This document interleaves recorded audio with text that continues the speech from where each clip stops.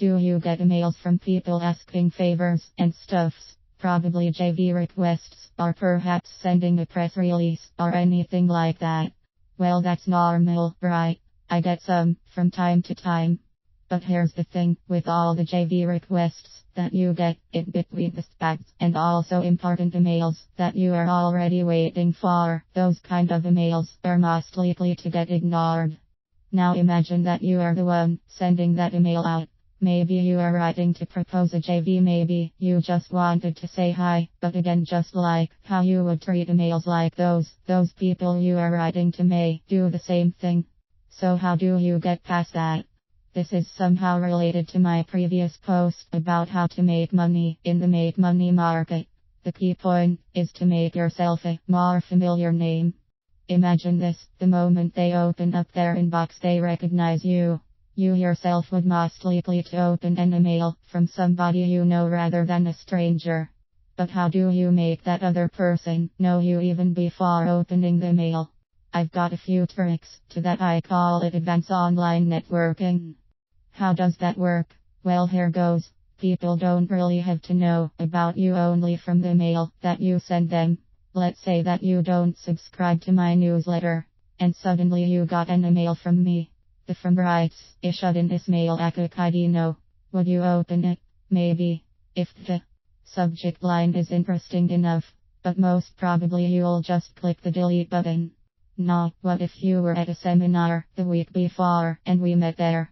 We talked about business strategies and even exchanged cards. See the difference? Here's the big secret.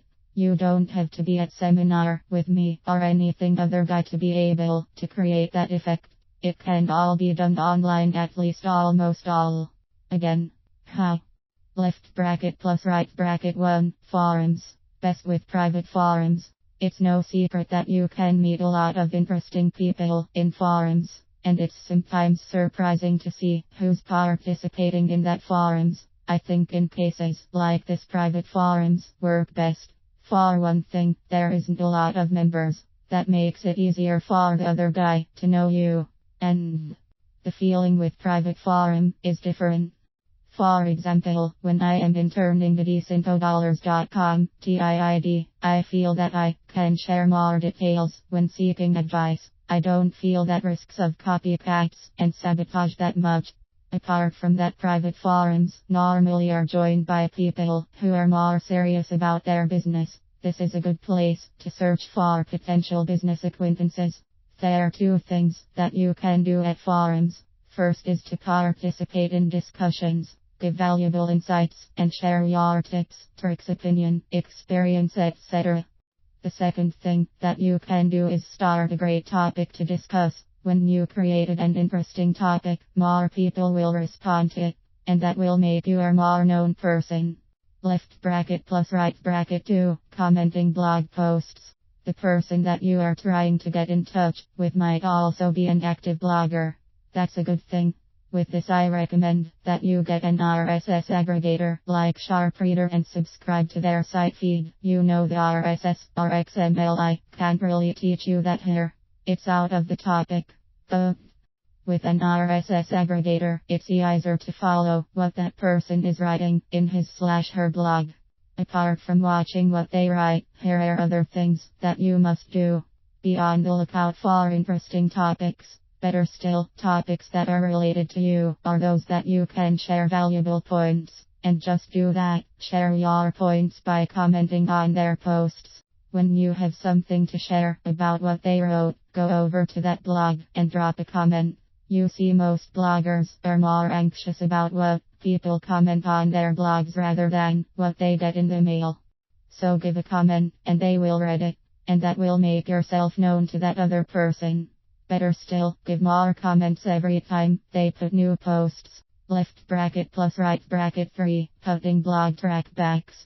This is something else that you can do if you are a blogger yourself. Sometimes you see that one blogger started to write about something and suddenly other bloggers follow. Well, you can do that too. There's nothing wrong in following. When somebody wrote about an interesting thing, you can write about that same thing. But make sure you do these two things. One is to credit that first blogger. You can say something like Sam wrote about XYZ in his blog. I think the second thing that you should do is put a track back. In your blog admin like WordPress, there's a place where you can put in trackback URL. A trackback is like a comment, it's just that you do it from your blog and not theirs. Look for a trackback URL and put that in when you are writing a new post. Be sure that you post and the other post is related. Don't put trackbacks to post about vegetables when you are writing about the computers. Left bracket plus right bracket for join a talisman. Every now and then, there are free talismanars that you can join. I am sure that you'll learn something interesting in there, even if you know there's going to be a sales pitch at the end. But every chance you get to join a talisman, do it. Normally at the beginning of the talisman, there's an intro slot. You get to say your name and tell where you are coming from. Make sure you do that. And at the end of the talisman, there may also be a Q&A session. Participate in that, introduce yourself and ask your question. One time ago, I participated in a talisman and I said, "This is Kadino from Kuala Lumpur, Malaysia." And that host said, "Woo." I am sure that she remembers me. True enough, it's proven when I wrote to her. Left bracket plus right bracket 5, buy their product and give feedback. Yep. Pretty basic, but not many really do this. If the person that you are trying to get in touch with has a product, buy it. Then write to them, telling how you like the product if you really like it. That is, good business person will take product support very seriously. And when they get an email from a customer, most of the time, they think it's a support request. Not when you write something unexpected, like praising them about their work, you'll be remembered. Now you can write your email. Now if did some of the things above the advance online networking, the next time you write to them, you won't be a stranger. It's easier to get people to read your email when you are not a stranger to them. You know this yourself because I am sure you get a number of strangers constantly emailing. Here's a few more tips. When's the best time to write? Sometimes it's about timing. These times are the best times to send an email to the guy you are trying to get in touch with. Why? Because they are still in the mood, and most of the times, very anxious to know what people think about what they just did. So here it is. If that guy/gal is a blogger, write a comment after a post, then a mail. If you subscribe to this guy/gal's newsletter, write an email after you've received an issue. If you are interacting in forums, try doing a private message. If you get a response, then invite the other person to continue in a mail.